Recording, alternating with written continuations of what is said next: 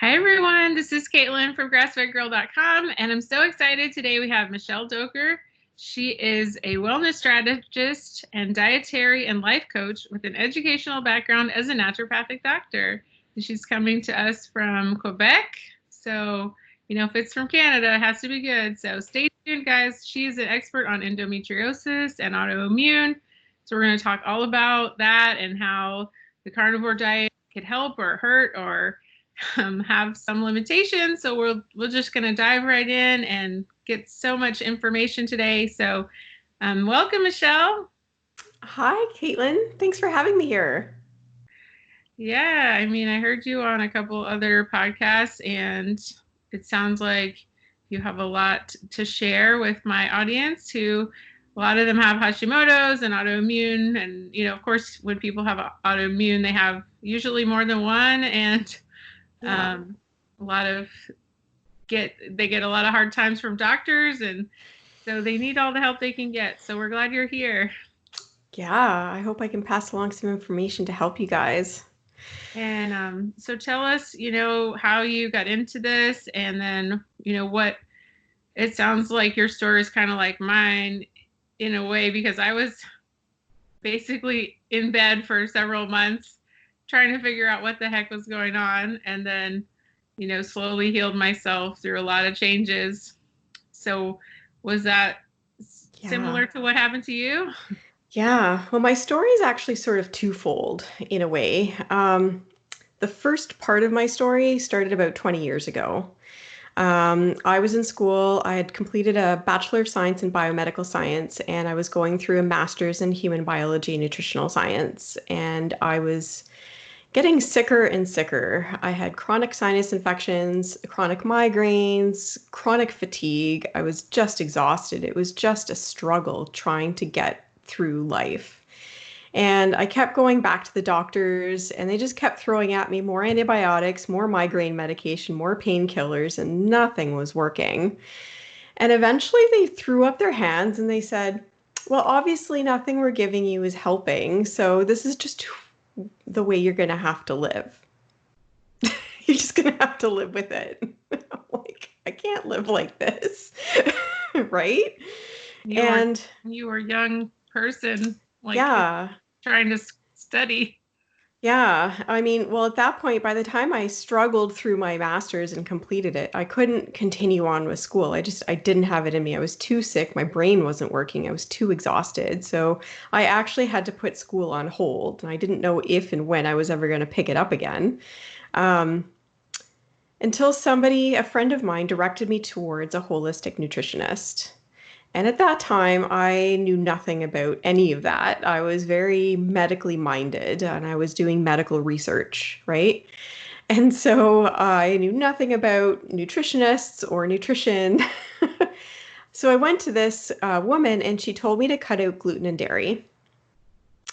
I told her she was nuts. Like this was like 2002, 2003. This is way before, gluten-free and dairy-free were, well-known things. She said, just do it. Do it for at least 2 weeks. Promise me you'll do it.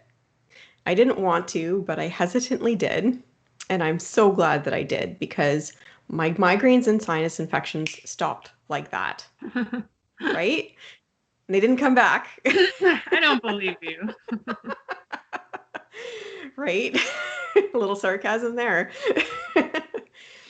And it really opened my eyes to the realization that health is more than just taking medication, right? What we put on our bodies on a daily basis impacts how we feel, right? And it opened up this whole new perspective to me that I'd never known before. And now that I was feeling well again, I was ready to go back to school and I discovered naturopathic medicine. So I decided to go back to school and complete a 4-year diploma to become a naturopathic doctor. So that was the first part of my story.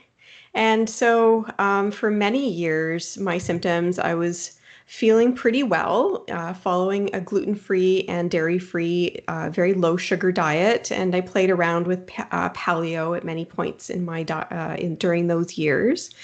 And so, those symptoms that I had been struggling with were under control. Now, everything was fine until 2016. I had a severe set of stressors in my life that happened one after another, including moving across the country to a new community that doesn't speak English. They speak French, and I don't speak French as my first language. So that was the first hurdle.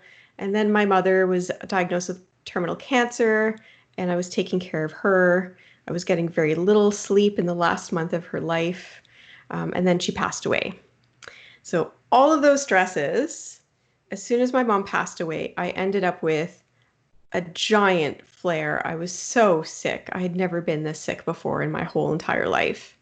Um, Chronic infections, one after another, upper respiratory tract infections, sinus infections, migraines. I was so dizzy, I couldn't walk to the other side of the house without worrying I was going to faint. I was in pain. I was exhausted. And the doctors were no help. I kept going to the doctors and they kept just trying to push antidepressants on me. And I said, this isn't depression. I know I'm content with my life, right? There's something going on physically. And they wouldn't believe me. Eventually, I pushed over and over again, and I finally ended up getting a diagnosis of endometriosis and an autoimmune condition of lichen planus, which is a condition that affects your skin, that affects the inside of your mouth. And, looking back, I realize I've had both of these conditions. I've had lichen planus since I was a child, but no one figured it out, and no one understood why I had all these weird symptoms my whole life that kept cropping up. And I've had endometriosis since I was 13, but no one put two and two together, even though my mom also had endometriosis. So it took until I was 39 years old to get a diagnosis for both of these conditions, which is unfortunately a common thing, right? A lot of women, it takes on average 6 to 11 years to get a diagnosis, which is unfortunate. So here I was struggling. I tried all kinds of diets. I was trying this and that and the other. I tried paleo. I tried, my gluten-free, dairy-free diet wasn't working anymore. I switched to autoimmune protocol, AIP. That wasn't helping. I switched to low FODMAP AIP. That wasn't helping. I was getting talk about hard to do, right? So it wasn't for lack of trying. But I kept getting worse and worse, and I was becoming bedbound, like you mentioned, right? The pain, the fatigue, the dizziness, just getting up to have a meal or take a shower was like climbing the Himalayas, right? I'm sure you understand how that feels. Oh, I mean, getting up out of bed is like everything was in pain. Yeah. Yeah. I couldn't even stand up for more than 10 minutes. That's awful. For a while until I got on thyroid medication. Right. Now, for me, what kind of changed it all was actually doing a prep for a colonoscopy. So they sent me for a colonoscopy, and part of this prep was I had to eat a low residue diet for 3 days before the colonoscopy. So I was only allowed to eat meat and white bread for 3 days, but I don't eat bread. So I said, well, I guess I'm only eating meat for 3 days. And I thought, wow, that's really weird, but I guess this is what I'm going to do. And all of a sudden, it was like this dark cloud just kind of came up off of me. And I went, oh. So I started to question, is this a thing? Could this be a thing?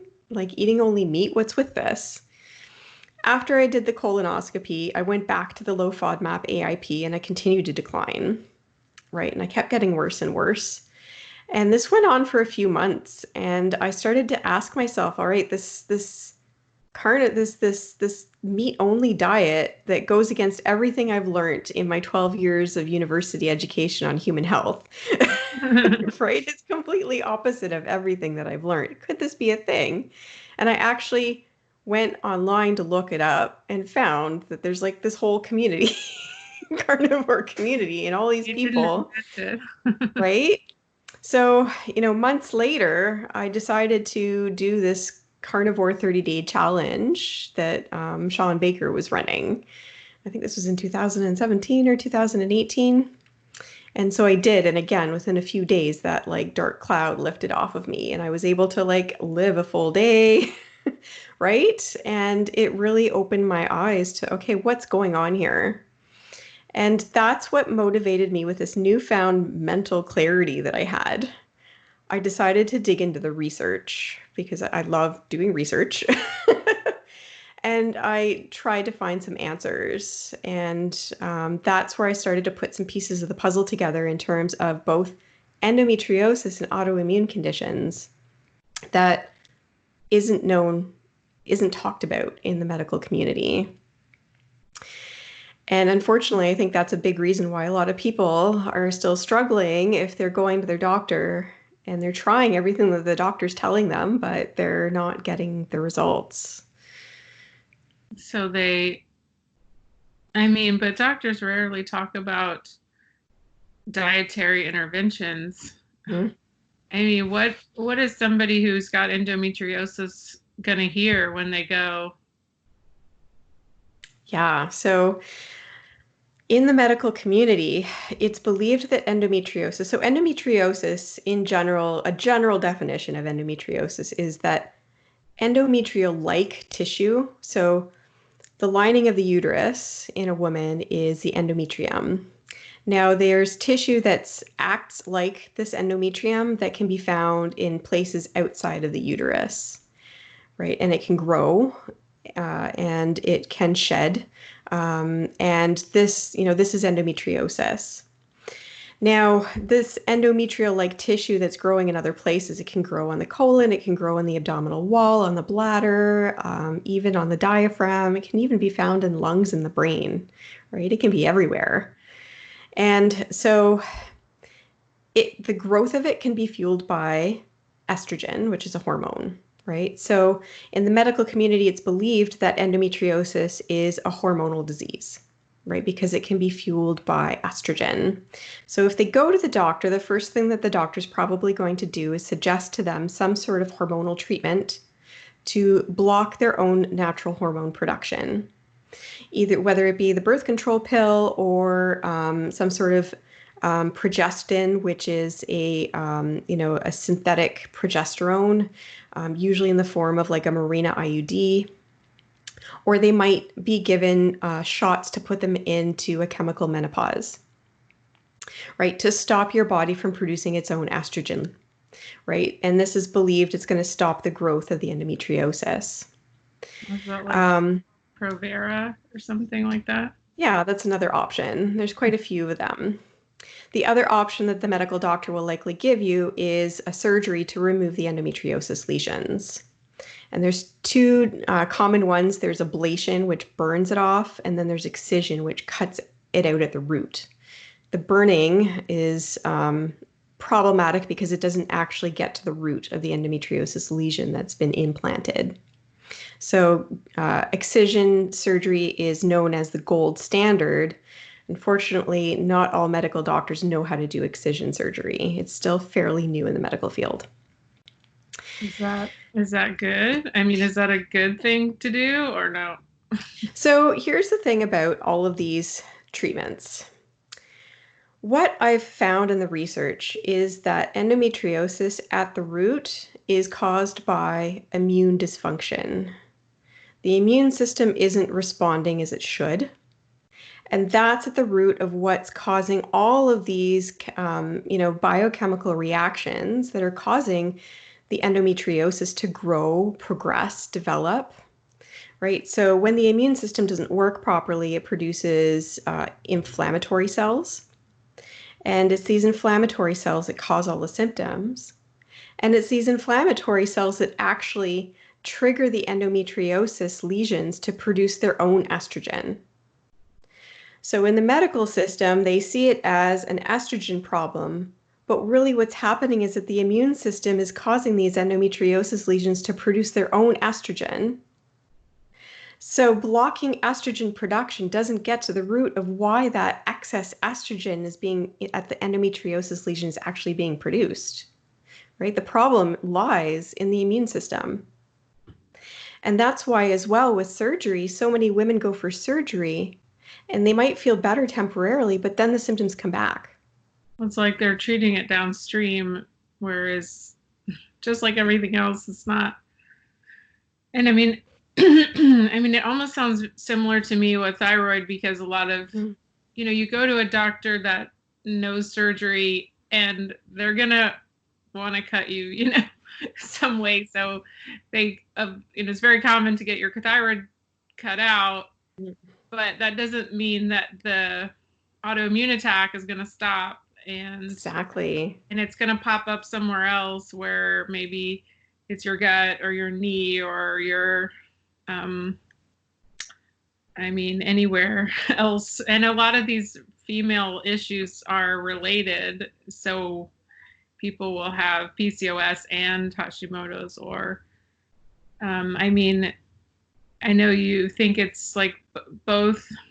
It's not purely an autoimmune disease with endometriosis. It's both an estrogen imbalance, or what it is, it's endometriosis at this point is not classified as an autoimmune condition. However, it does have as a contributing factor immune dysfunction. And immune dysfunction is also a contributing factor to autoimmune diseases. That's how they're connected. They both have immune dysfunction as a contributing factor to the symptoms. And that's why women with endometriosis actually have a higher chance of also having an autoimmune condition because of this immune dysfunction. And other conditions of immune dysfunction are chronic fatigue, fibromyalgia, allergies, and asthma. And that's why women with endometriosis also have a higher chance of having these other conditions too. And that's why people with autoimmune conditions can also have some of these other conditions as well. And that's why if you have one autoimmune condition, there's a higher chance of also developing other autoimmune conditions. So like you said, just cutting out the thyroid isn't going to address the immune system, and you still run the chance of developing other autoimmune conditions, and you still have this chronic inflammation issue because the immune system isn't responding as it should. So, I've always told people to not focus so much on their diagnosis and just try to reduce the overall inflammation in their body. And then they'll probably see a reduction in whatever symptom that they have. And so what are some of the steps that people should do? Yeah, absolutely. So I usually, in my approach, I use a triad approach when I'm working with people in terms of getting better control over endometriosis and autoimmune conditions. And diet, of course, is a big piece of the puzzle here because there are certain foods that can trigger inflammation and can trigger the immune system, especially if your immune system is dysfunctional and it's reacting out of balance. Right? When we have a healthy immune system, it's in an equilibrium state, which means it's in a tolerant state. So that means that it's going to be a lot less likely to react to things that you're putting in your system. When we have something like an autoimmune condition or endometriosis, our immune systems tend to be in an activated state. And interestingly enough, even good bacteria in our gut in an activated state can cause inflammation. Right? So all these people, they're taking all these probiotics thinking, well, that's what's going to heal me. But if they haven't actually addressed their immune system at its core, even probiotics can be problematic, which is surprising for a lot of people, I think. Well, that doesn't surprise me at all, because after going carnivore, I was, studying Weston A. Price forever, and I went to all these, kimchi cons and whatever, and I took so much kombucha, I could own stock in GTs, but I never got one bit better from all that stuff. And then going carnivore was just I was eating 0 probiotics. I didn't even eat yogurt when I started carnivore for forever. And so to me, that just showed so much. And I really started carnivore, I mean, for my chronic constipation. That was really why I started carnivore, because I was better from everything else I was doing, but that part never budged, you know. Okay. So I was like, I have to do something. Because as you know, and when you're in holistic circles, you know that if you're not eliminating, you're not well, that's not a good. Absolutely. So that's why I started it and so that just made me think that all the probiotic mumbo jumbo just is a bunch of crap, literally, because I could not go to the bathroom until I cut all that stuff out, so and it made a huge change for me. And so Good. That was like a light bulb thing. I mean, there is one thing to be said for, the population of bacteria in your gut. Some people, they might have a population of bad bacteria in their gut, and that's not going to be helpful for their health. However, so it is important to have a good population of bacteria, but if you just keep loading yourself with that, and you haven't addressed what's going on underneath the surface, you're not getting to the root cause, and you're not going to find the results that you're looking for. Right. And so, and that's the thing as well, a lot of foods, especially those plant foods, right? A lot of these foods contain anti-nutrients, right? And these anti-nutrients like oxalates and phytates and lectins and those types of things. I mean, those are there for the plant to protect themselves. It's their defense mechanism, right? They produce these compounds to protect themselves, especially their seed, against things like bacteria and fungus and mold, and against, insects from eating them, right? Because they want to protect their genetic material so they can pass that on.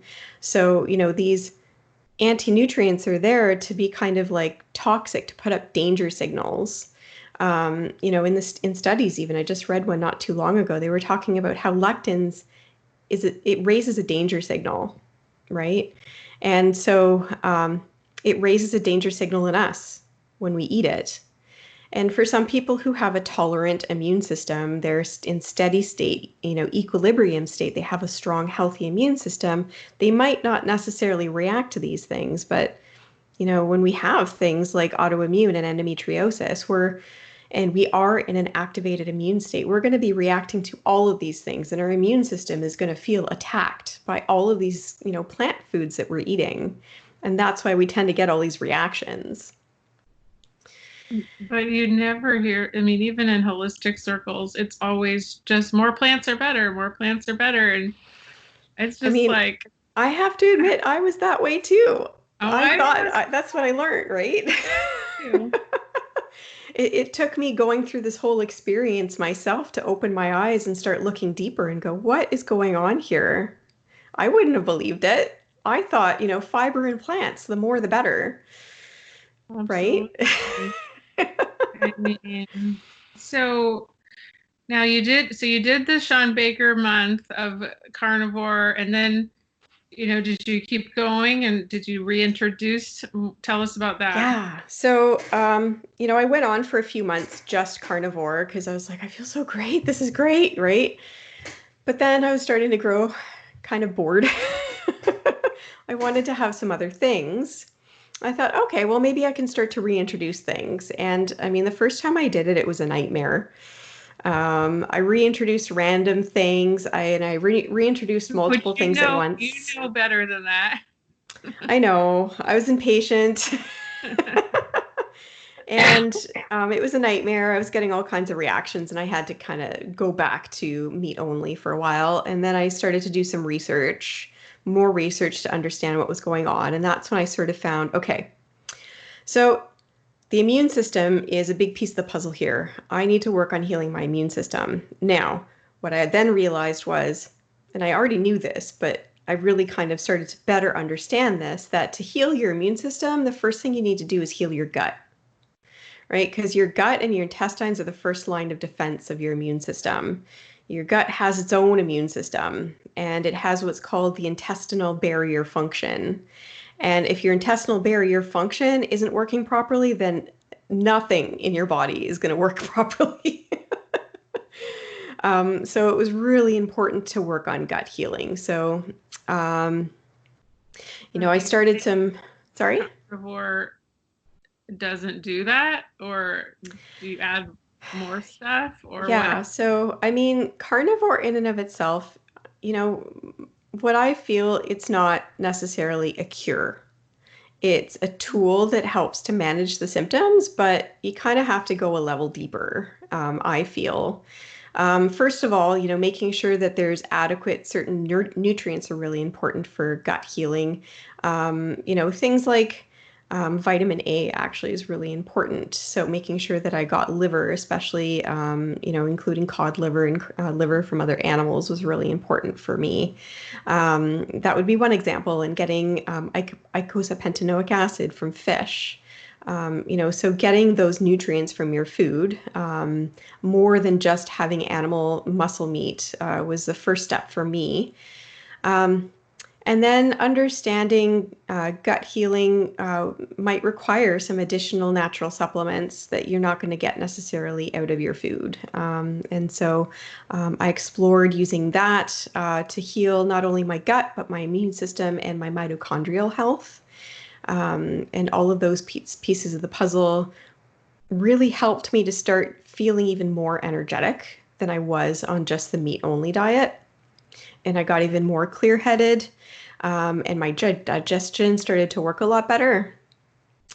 What do you mean by that? I mean, what certain, I don't want you to like give people a prescription of what to take, but like any clues on what you mean?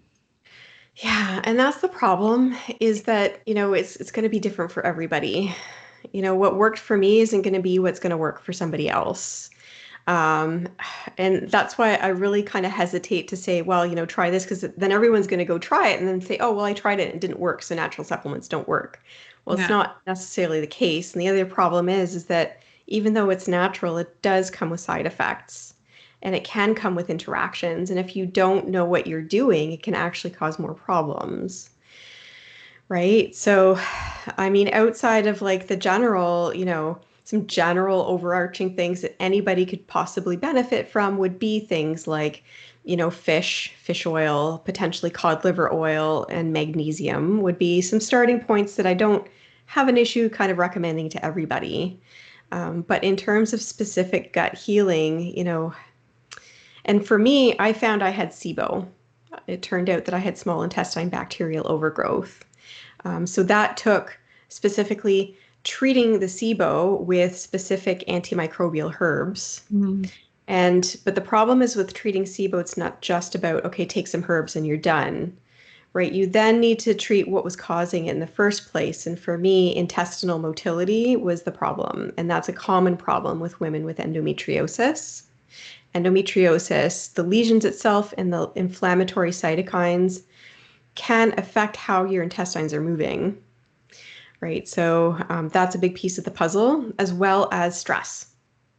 Stress affects digestion. Stress affects your intestinal barrier function. Stress affects your intestinal motility. And so that's actually the next piece of the puzzle that helped me get even better. So after I changed my diet, after I, did the supplements to heal my gut, then I hired a coach for myself to work on my own stress management, because it was the stress that triggered all of this for me in the first place, right? Yeah, And actually I found there's one study that talked about adult onset autoimmune symptoms. And when they interviewed these people, 86% of them could recount a stressful event in their life just before the symptoms started, oh yeah, right? absolutely. That's a huge association there, right? And this is a piece of the puzzle that especially they're not going to talk about in the doctor's office. Well, I mean, if somebody's really having kind of a health breakdown like we both had, and like you said, it could happen once and then you get better and then you happens again, or um and like for me now, I'm gonna have a baby, and like maybe my health is going to change. It's been kind of okay for a while, but that could be that's a very stressful event on your body as far as using nutrients, and you can have birth trauma, blah, blah, blah. Who knows? Yeah, absolutely. But whenever I talk to people, I'm always like, well, you probably have to quit your job, and you probably have to, reevaluate your relationship or move, or because it's like those things are not, you can't just keep going the same way you were, because you're never gonna, there's something that was really messed up. And like for me, I was a personal trainer, and I got up at 5 o'clock in the morning every day, and I drank a pot of coffee, and all that had to change, So that's when I started working from home and all that stuff. So yeah, I mean, people think it's just, and that's our culture in North America, is that you just take a pill and that's it. It's like, no, you probably have something big that you have to deal with. And that's the thing. I mean, diet will take you so far, but if you're constantly stressed out all the time, your immune system is always going to be triggered. And I mean, studies show that stress, physical and emotional stress, triggers all those inflammatory cytokines. You're always going to be in this activated state if you don't address the underlying stress that's keeping you sick.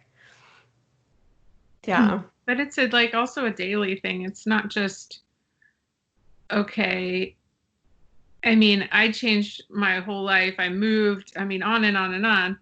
But then again, on a daily basis, I have to sleep, and I have to walk, and I have to eat right. And it's like, there's the big things you have to change, and then there's like the management of every day. Would you agree? And those are the foundations of health, right? Like the lifestyle, like, your sleep, the quality of your sleep, how much time you're giving yourself for sleep, the time you spend in nature, be taking time every day to nourish yourself and taking the time to sit down and eat, and all of these things. They sound so basic, but if you're not doing them, then you kind of like if you're trying to build a house, if you don't have a strong foundation, that house isn't going to be well supported. And then you get like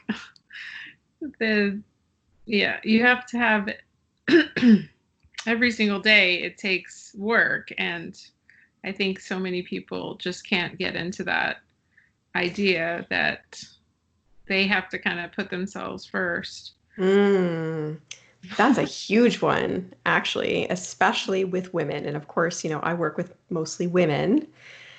Women, as in a general in our society, we tend to put ourselves last on our priority list, right? And unfortunately, because we feel like there's just so many other things to do, oftentimes we feel guilty for, putting ourselves first, like it's selfish. But I like to use the analogy of like, when you're on the airplane, right? And the flight attendant says, in case of emergency, oxygen masks are going to drop from the ceiling. Make sure you put it on yourself first before you start helping other people, right? Because if you lose cabin pressure, you might only have 30 seconds before you pass out. And if you're busy helping others, there's no guarantee that any of those people you're trying to help are actually going to be able to help you. But if you make sure you're taken care of first, then you can go and take care of everybody else around you that you want. And absolutely. And often the mom is kind of the leader of the family in all the everyday activities and stuff. And it's like, if she falls apart, then that's it. Everybody else is going to flounder and like a fish out of water, Yeah. And that's the thing is, so many women, they want to help everyone around them. So they put everyone around them as their priority. But what happens is when they put themselves last, over time, they're not giving themselves the nourishment and care that they need. Their body is going to break down. Their mentality is going to break down. They're going to end up burning out.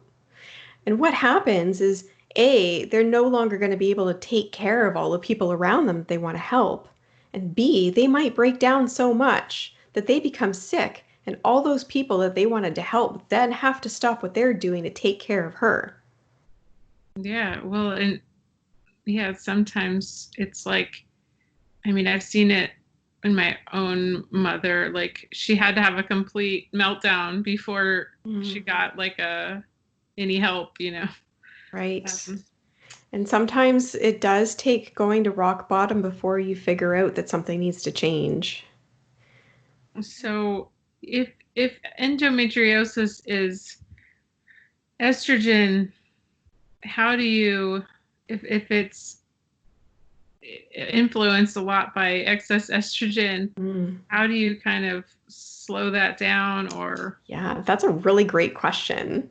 Actually, I really enjoy this answer.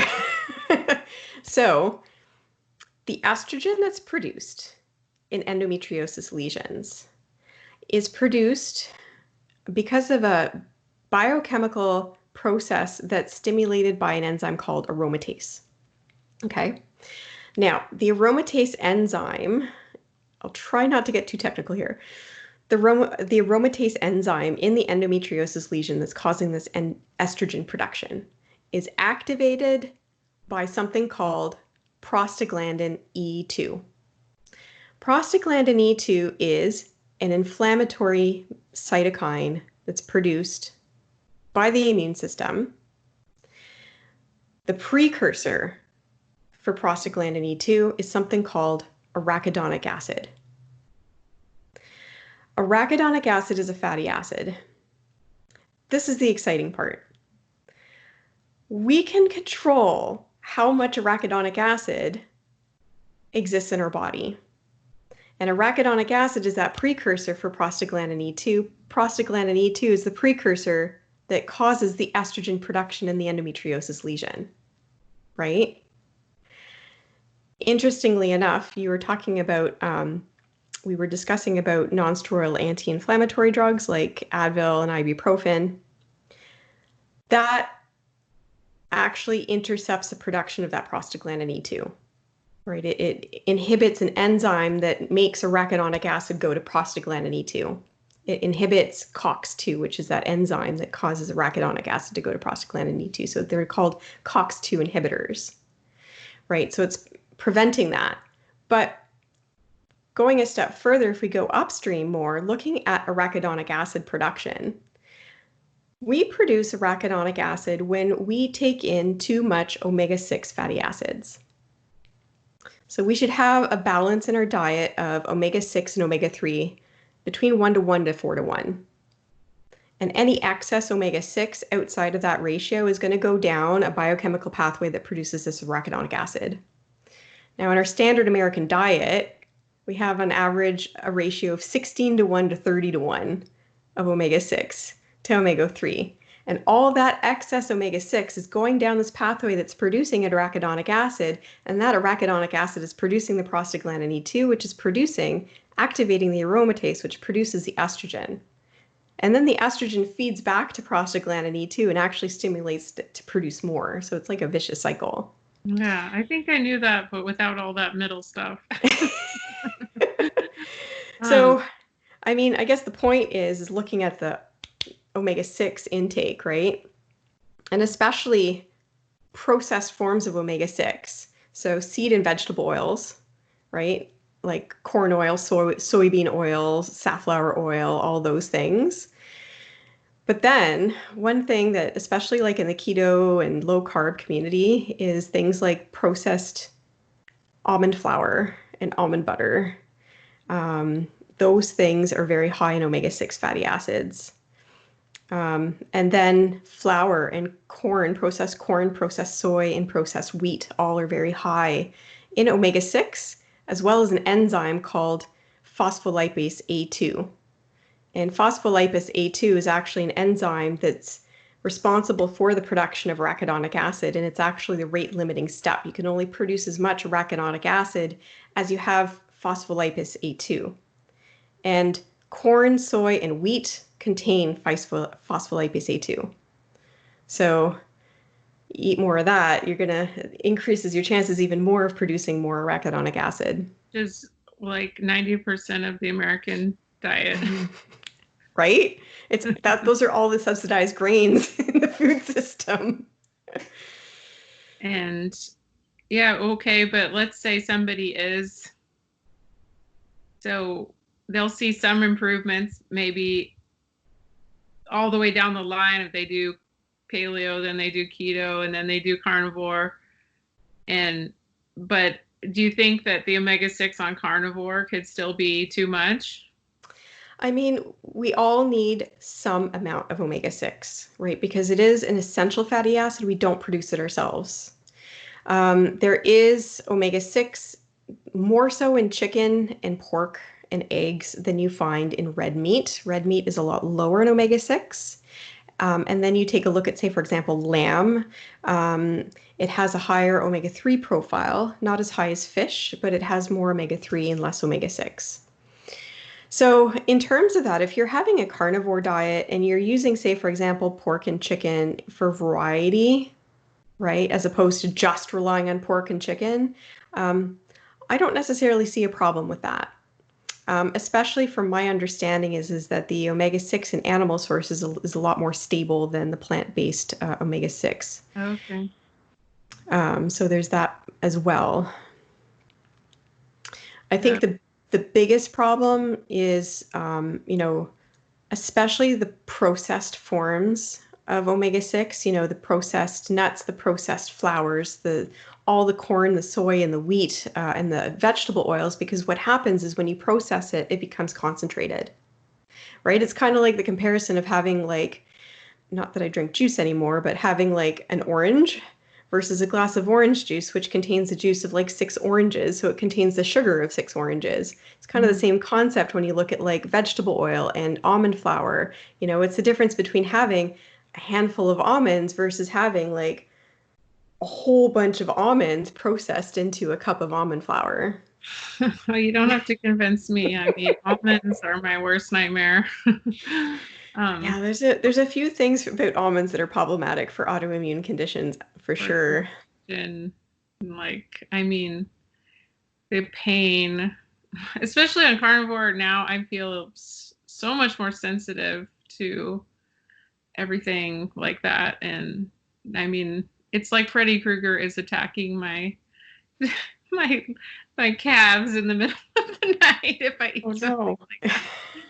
So definitely not an option. And I mean, I knew even before when I was keto, I was like, okay, well, that has so many thousands of calories. Like if I eat that big thing of almond bread or something, it's like, okay, that's not going to work either.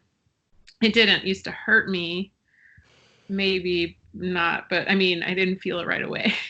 Right. But well, this is the thing as well, when we do have it in our diet. I mean, it's not that, well, I didn't have these immediate symptoms, so, well, now I have the sensitivity and before I didn't. It was more that likely, I mean, you were probably still feeling unwell in one way or another, I'm assuming. I mean, the digestion piece was so poor that Yeah. I was always bloated, or it felt like I was, I could gain 10 pounds in a week just from the digestion not going well. So yeah, and that's the thing, is our body will kind of try to block it out. It becomes kind of like white noise, right? Because we have to try to deal with it in some way, but it's still always causing low level inflammation. We just don't see the immediate repercussions of it because we're not in tune with it until you cut it out. And then you put it back in, and then all of a sudden you get these symptoms, immediate symptoms, and then it becomes a lot more clear. Yeah, I mean, I feel like that's one thing that you do learn on carnivore. It's like you get a clearer picture of all the things that were probably bothering you before. And absolutely. So you said, well, along with NSAIDs, is there other things like personal care or other things that it can increase our estrogen levels? Yeah, so in terms of estrogen, there's also something called exogenous estrogens. So exogenous means it comes from outside of us, right? As opposed to endogenous, which means it's produced inside of us. And so exogenous estrogens, there's certain chemicals that are what are called endocrine disruptors, and they can affect our production of estrogen. And there are some substances that can can mimic estrogen. Certain chemicals, so glyphosate, the herbicide, that's a big one, as well as scents, right? Scented body care products, household cleaners, those types of things are endocrine disruptors, and they can affect estrogen as well as BPA in plastics, as well as certain uh, certain emulsifiers that are added to food to help with the consistency of food can sometimes be aggravating factor in terms of affecting our gut lining and affecting our hormones. Soy is actually estrogenic. Now, there's a lot of debate about soy. Not for me. Yeah. The more I dive into it, the more I don't agree with soy. Someone actually on my Facebook asked me if I could write some comments about it. So I decided to dive into the research to try to better understand this so I could give a balanced argument. And I was going to start off with trying to, it's got these XYZ benefits. And then I was going to just say what I knew about, the phospholipase A2 and, the phytates, the lectins and all those things. But when I looked into the research, I found that there's some studies that were looking at genistein, which is a component in soy, and they were comparing it to bisphenol A, the BPA. And they found, apparently, it looks like soy is more toxic than BPA in terms of, the estrogen impact, especially on, on children. And it looks like BPA in combination with soy is much more negative than BPA on its own. Wow. And I mean, soy's in everything. I mean, I think that the year before I got sick, I was also eating vegetarian, and I ate so much soy, 2 times a day I was eating some sort of soy something. So I believe that was the nail in the coffin for my, hashimotos to begin. Right. Not that it was the only thing, but it was a big thing. And I mean, I remember my husband was begging me, that is not food. And I was like, you don't know anything. Shut up. You don't know what you're talking about. And then he was so right. So I've been there too. I've been down the vegetarian and vegan pathway many years ago, thinking that was the best way. And at the time, I was dealing with unrelentless disabling anxiety, right? And I didn't know why. I couldn't figure it out. And the doctors just kept throwing medications at me, and nothing was helping me. The pharmacist was just looking at me. A health nut for being a vegetarian. Oh, well, she's doing she's just good. Healthy. Yeah. Right. Meanwhile, the pharmacist is looking at my medications going, I don't know how you're still standing. Now, ever since then, there's been a study actually that was looking at women who ate less than the recommended dietary allowance of meat versus women who were eating adequate intakes of meat. And they found women who weren't eating enough meat had higher levels of depression and anxiety. It makes total sense.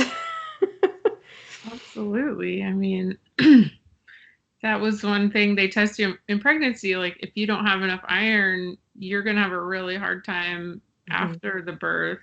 I mean, besides all the other things, but after the birth, recovering and breastfeeding and, with your moods and everything. So of course I had a very good levels. Yeah. because of my meat eating. Yeah. And I mean, childbirth is a trigger. Usually with autoimmune conditions and autoimmune symptoms, they require triggers, whether or not you have the gene for it, right? There's usually some sort of trigger whether it be a physical stress like hormone changes, adolescence, pregnancy, menopause, whether it be childbirth, which is a major physical stress, Yeah. right? I'm so excited to see what happens. Well, I mean, obviously preventative maintenance, and obviously, you're big on that. That's going to be a really big factor. Well, I think partly a big thing with our society, and I mean, Canada probably has a lot more safety, what's the word? Like more systems in place for mothers, new mothers and stuff. But down here, it's like everyone lives alone. Everyone lives far apart from their family. Everyone is like, I'm fine. I don't need anyone. And then they try to have kids and maybe they don't get enough support. And then they try to go back to work and, they're eating all this terrible stuff. And then, it's just like a cascade of, Yeah. So I think that I live 5 minutes from my family here. Great. And so I've already set up like a lot of things to try to, be ready for having a lot of help when I get home or whatever. But I mean, you never know. You could have a terrible thing happen in the hospital or, you don't know what could happen. But, I think that idea that we're supposed to be, that's not, I don't think ancestrally, congruent, that we're supposed to live in these little boxes far away from each other and then just be fine raising our baby and watching TV all day and, these air conditioned boxes and, like, so no wonder it goes wrong a lot of the time. That is true. There was a lot, there's been a tendency in the past, a lot more for, social interaction and connection. And studies do show that that has an impact on health and stress levels and how you manage stress. I mean, social connection, isolation is, something that can worsen, your feelings and perception of stress. And that's another thing too, is it's not just about, we can't live in a bubble, right? I know, if you have an extremely stressful job that you're not aligned with, if you're in toxic relationships, these are obviously things to assess. But sometimes there's always going to be, stressful moments around us, and how we can learn how to keep our nervous system calm despite the stress, as well as how we can think about and respond to challenges in life affects, the whole stress response. And that affects our immune system, our hormones, our gastrointestinal system, everything, right? And so, learning, there's different ways that you can kind of train your nervous system to calm down. And then there's different things that you can do to transform your mindset so that even if you have challenges in life, if you think about them differently and see them differently, perceive them differently, then you'll respond to them differently. And that can make all the difference in terms of, how you get through life. And that's kind of at the root. That's one of the roots actually in terms of, healing your gut, healing your immune system is healing your response to stress and challenges in life, because it's kind of like the core of everything. That's one thing that always kind of worried me about like the AIP community. It was like so entrenched with the diagnosis and the sickness, and that I felt very like whenever I was in those forums or whatever, that I just felt like, kind of you got to just forget about it for a while and just think about something else, or think about, I mean, especially for a lot of the middle years before I found carnivore, I wasn't getting really much better. And I was like, well, I'm just going to live my life like the best I can and just not think about like, I am not my disease kind of thing. Like, absolutely. And, I'm just going to try to do all the things that I know right now, and then hopefully it'll work out. later on, like I'll just take care of myself as best I can. And, think about, and I almost see it as like a swing back the other way with carnivore. It's like this shame if you're still on your thyroid medication. Mm. like you have to be 100% healed. This is the answer. Yeah. Yeah, there's a lot of, this is the way. And the problem is that we're all individual, right? I don't think that there's one true way for everybody. I don't think that this is the one way and everyone has to do it this way and this is the only way, because I don't think that's the way life works. That's my personal opinion anyways. Well, you see it I've seen people, you've seen vegans that have healed their autoimmune diseases, Mhm. and that doesn't make any sense to me, but if they did, then great. I'm glad that worked for them. But I mean, my first thought is if they were a standard American diet before, taking out processed foods is going to be helpful in and of itself. Hands down. And for some people, that might be all that they need. It depends on how reactive their immune system is. There's some people I work with and I've worked with in the past, all they needed to do was cut out gluten, for example, and they were fine. Everything else about their diet was fine, right? Like there's different levels in terms of, depending on how reactive your immune system is.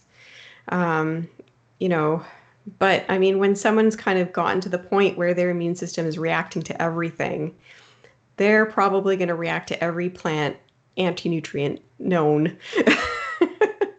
That's where the carnivore can come in. yeah. And I mean, the other thing as well, you mentioned about, there's some people that say, well, if you still take your thyroid medication, the problem is with, especially with Hashimoto's, I mean, first of all, the thyroid medication is just basically kind of supporting what your thyroid isn't be able to do on its own because of the autoimmune attack. It doesn't actually resolve the autoimmune attack. And unfortunately, the medical doctor is just going to go, oh, well, just keep taking this medication. We're just going to eventually have to keep increasing the dose. And you're just going to have to take it forever because eventually your thyroid's going to be destroyed and it's not going to work anymore. Instead of, what we're talking about, let's get to the root and stop the immune attack. You're right. And that's going to help to improve your symptoms all around your whole body symptoms. But the problem is that some people, they've had Hashimoto's for so long that autoimmune attack can cause, irreversible damage, right? If you catch it early enough, you can put it in remission and you won't need, there's some people who can put it in remission and they won't need, thyroid medication because they've caught it early enough and there's little to no thyroid damage. But some people, they're not at that point. And their 20s soy smoothies too far gone. yeah. Well, and that's the problem. It takes 6 to 11 years for a diagnosis. So they're 11 years in and they've had 11 years of thyroid destruction. Unfortunately, some of that's not reversible. Absolutely. Preaching to the choir. So getting back to endometriosis really quick, like Yeah. what would you tell someone who's just maybe figuring out that this is their issue and, kind of like they're ready to kind of break away from just listening to the doctor and they want to That's a good question. Yeah. So, I mean, first of all, you're not going to if you want to get control over your condition, you're not going to get the answers at the doctor's office, hands down. So that's the first piece of awareness. The second piece of awareness is if you want to get control over endometriosis, you need to address the immune system. And that includes looking at your diet, looking at your stress levels and how you manage stress, and supporting better gut health and immune health. Those are really important pieces of the puzzle that are going to get you better control over endometriosis. This is not simply just a hormonal condition. Absolutely. And so where can people find you? Do you have programs or do you have coaching? What do you offer people? Yeah, absolutely. I mean, first of all, I'm on social media. I'm on Instagram, Well Balance ND. I also am starting to post information about my own personal story on my Facebook personal page. And so you can find me at Michelle Dowker on Facebook. I'm also on Twitter, and that's where I post a little bit more about the scientific research studies that I'm kind of uncovering. So each of these social media platforms gives you a little different piece of the puzzle in terms of what I'm doing to provide information to women with endometriosis and autoimmune to get better control over their conditions. And then I do offer supportive one-on-one programs specifically for women with endometriosis and autoimmune who have tried all of the diets, right? They've tried the endo diet, they've tried, AIP, they've tried keto, they've even maybe tried carnivore, and they're still not getting all the results that they want. They're still struggling with some fatigue and pain or bloating, brain fog, right? And they know that they're missing a piece of the puzzle, right? And so I work with them not only I guide them through a specific meat-only reset, then we work on healing the gut and the immune system and then hormones as well. And then the most important piece is, and this is my specialty, is the stress management and mindset piece. So learning how to train your nervous system to stay calm, even if life is stressful around you, and really getting to the root of the mindset that might be keeping you stuck, the stress coping mechanisms that might be negatively affecting your hormones, your immune system, right, and your digestive system, and learning how to reprogram that, learning how to look at life differently so you respond to life differently. And that not only helps you to manage your symptoms and inflammation in your immune system, but it changes your whole perspective on life, right? It improves your relationships, with your loved ones, with your family, with your coworkers. It improves your job satisfaction and it improves your relationship with yourself. And it gives you a better sense of calm and happiness. And all of that is not only going to help you feel better about life in general, but even if you end up with a flare up of symptoms, because it can happen from time to time, you'll be able to get through it much more quickly and easily and tolerate it a lot more because your whole mindset has transformed about how you deal with challenges in life.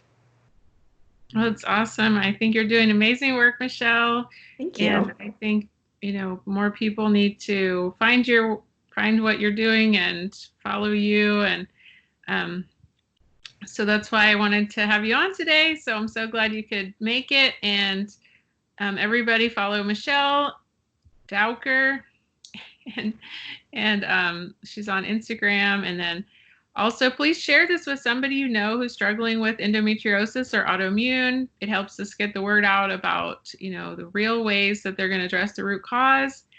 And please like this video. Please leave your questions down below and share. And we'll see you next time for another episode of Healing and Carnivore with Caitlin. And thank you so much, Michelle. We'll see you next time.